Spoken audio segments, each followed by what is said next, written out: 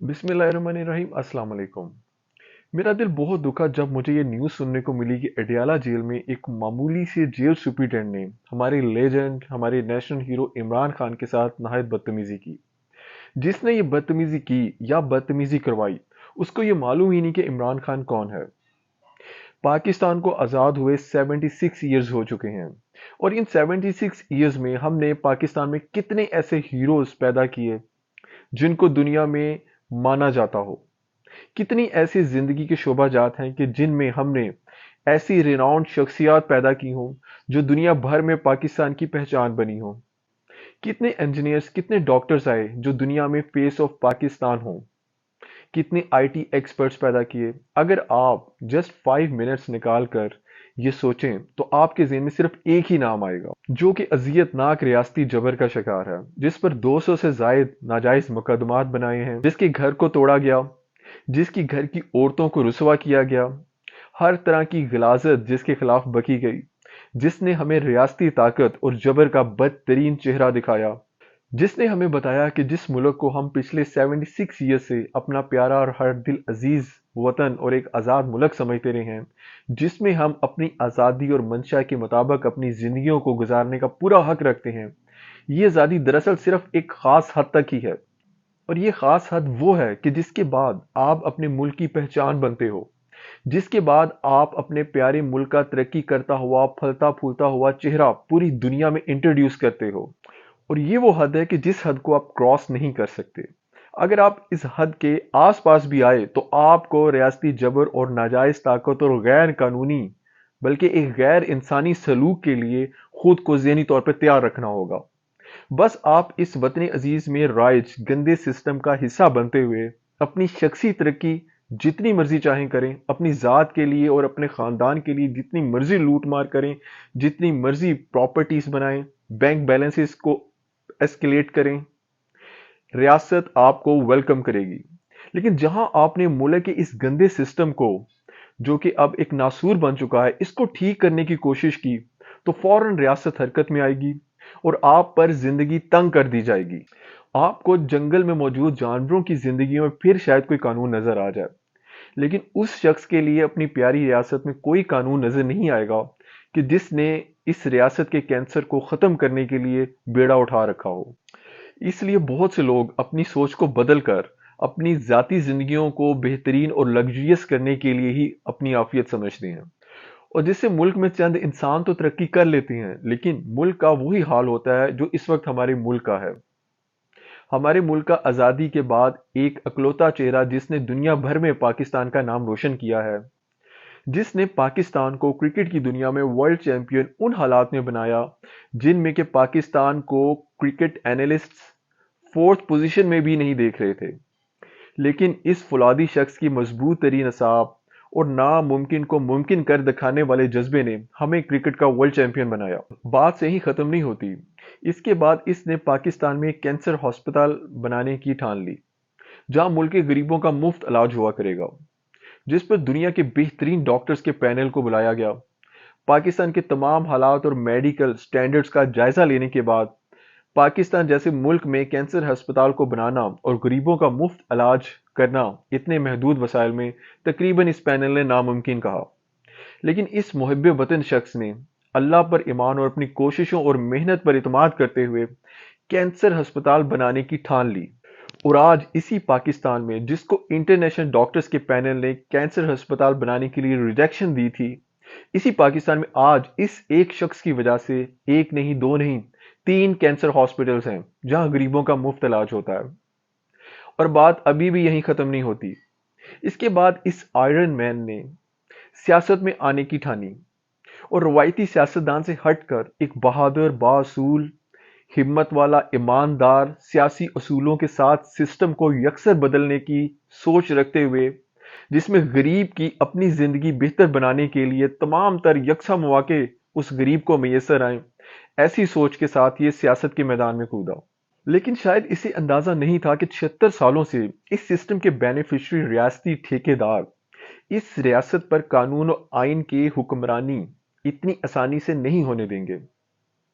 Of course रियासती machinery से लड़ना किसी आम शहरी के लिए मुश्किल क्या, तकरीबन नामुमकिन होता है। لیکن سلام ہے اس کی حوصلہ اور ہمت کو، کیا شیر کا جگرا لے کر پیدا ہوا ہے کہ اکیلا ہی اس گندے سسٹم سے ٹکرا گیا۔ اور یہ شخص اکیلا جو جنگ لڑ رہا ہے، اس میں اگر یہ جیتتا ہے تو وہ جیت پاکستان کے ہر غریب کی جیت ہوگی۔ ریاست کے ٹھیکیداروں کو غریب کو اس کا حق دینا ہوگا۔ صرف طاقت اور عہدے کے بل پر کوئی بھی سیکرڈ کاؤ نہیں کہلا سکتا۔ سب کو قانون اور آئین کے تابع اپنی زندگی گزارنا ہوگی۔ جو قانون، قاعدے، جزا، سزا ریاست کسی غریب کے لیے متعین کرتی ہے، وہی سب امیر اور طاقتور کے لیے بھی ہوگی۔ اس میں کیا بری سوچ ہے؟ لیکن اس سسٹم کے ٹھیکیداروں نے تو جیسے قسم کھا لی ہو کہ اس کو تو تھکا کر مارنا ہے، کیونکہ اس نے ہمت بھی کیسے کی کہ ملک کے غریب عوام کا سوچے۔ اس ملک میں تو غریب عوام کے لیے غلامی ہے، اور اسی غلامی کے تابع ہو کر زندگی گزارنی ہوگی غریب کو۔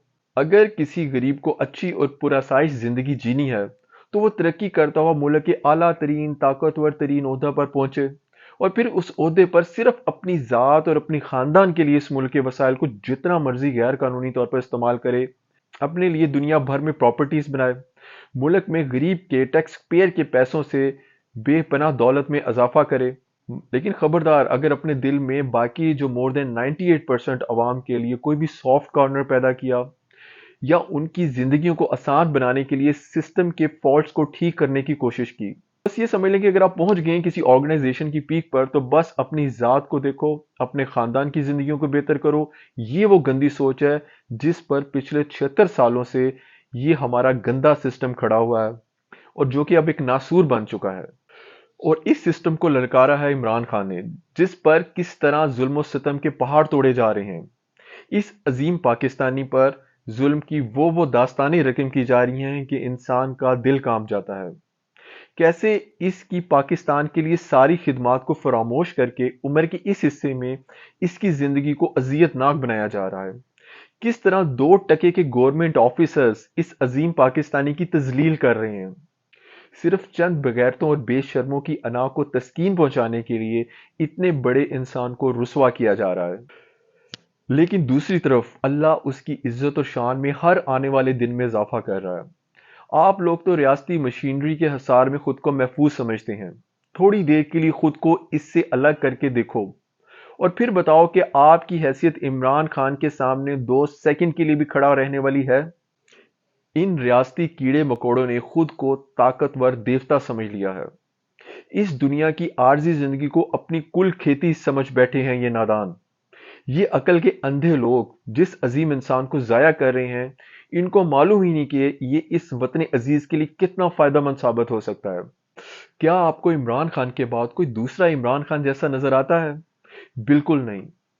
سب پر فار سیل کا ٹیگ لگا ہوا ہے۔ انہوں نے ملک کو کیا بدلنا ہے؟ یہ تو اس کرپٹ سسٹم کا حصہ بن جائیں گے۔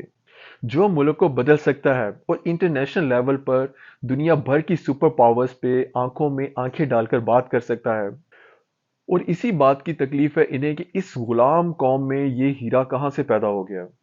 اس سے پہلے کہ یہ واقعی قوم کی حالت بدل ڈالے اور اس قوم کو غلامی سے آزادی دلوا دے، اس کو یہیں پہ روک ڈالو، اور اس میں سسٹم کے طاقتور لوگوں کو انگیج کرو جو کہ اپنے ہر کام کے عوض ایک پرائس مانگتے ہیں۔ ان کو ان کی منہ مانگی پرائس دو اور اپنی مرضی کا کوئی بھی کام کروا لو، کیونکہ قانون اور آئین تو کوئی ہے نہیں ملک میں، اور اس چیز کا فائدہ امریکہ کو بخوبی اٹھانا آتا ہے۔ اسی لیے امریکہ کو قانون اور آئین کی بات کرنے والا عمران خان قبول نہیں ہے۔ یہی وجہ ہے کہ ہمارے ملک کے 76 سالوں سے عمران خان کے علاوہ کوئی ہیرو پیدا ہی نہیں ہو سکا۔ ملک میں رائج ریاستی جبر و ظلم کا نظام اچھے غلام تو پیدا کر سکتا ہے جو اپنی ذات کے لیے مال و دولت، پراپرٹیز اور آسائشات حاصل کرنے میں کامیاب بھی ہو جائیں گے، لیکن عمران خان جیسا لیجنڈ ایسے ریاستی ڈھانچے میں پیدا ہونا تقریباً ناممکن ہوگا۔ فیصلہ آپ کے ہاتھ میں ہے، کیا آپ نے اپنے ملک کو غلاموں کی فیکٹری بنانا ہے، یا اس ملک میں ایسے لیجنڈز پیدا کرنے ہیں جو پاکستان کا نام دنیا بھر میں مشہور کریں۔ یہ سسٹم جس طرح کا بیج بوئے گا اسی طرح کی فصل اسے کاٹنا پڑے گی۔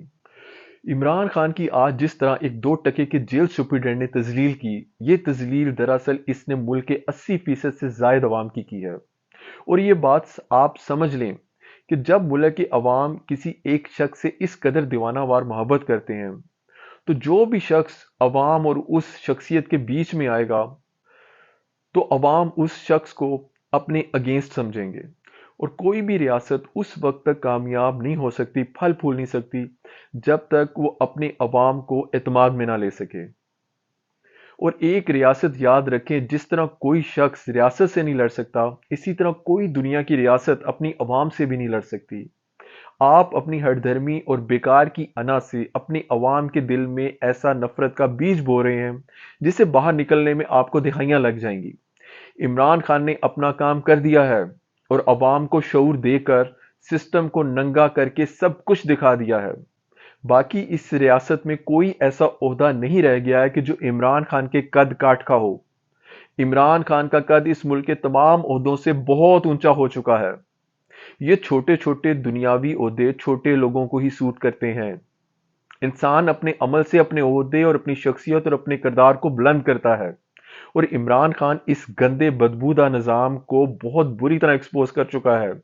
आपके पास बचाने को अब कुछ भी नहीं है सवाए इसके कि अवाम की इस हर दिल अजीज लीडर को इज्जत दें और कानून की तमाम तर नाजायज सख्तियों से इसे आज़ादी दिलवाएं। इमरान खान की सियासी ताकत को तस्लीम किया जाए।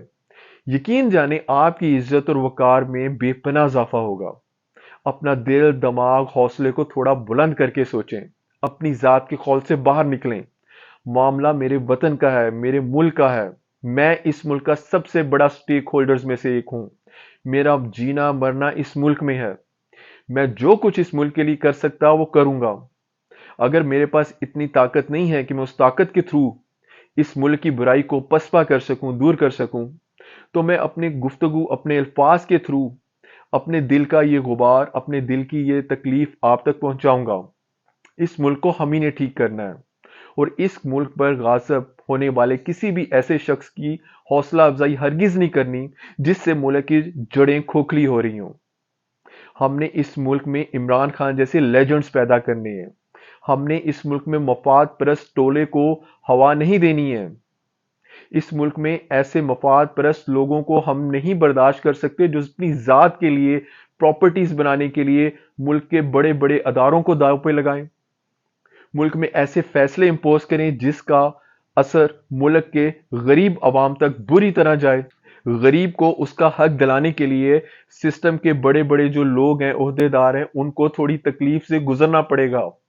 इस तकलीफ को बर्दाश्त करने के लिए अपने दिलो दिमाग को तैयार करें, हौसला करें। कुर्बानी सिर्फ वही नहीं होती जो सरहदों पे दी जाती है। जब मुल्क इंटरनली इतने बड़े बड़े मसले और मसाइल से दो चार हो तो मुल्क के अंदर भी आपको एक ताकतवर पोजीशन में होते हुए कुर्बानी को वेलकम करना चाहिए। अपने मुल्क के लिए अपनी सोच को बदलें। आपसे इंशाल्लाह फिर बात होगी, तब तक के लिए फी अमान अल्लाह।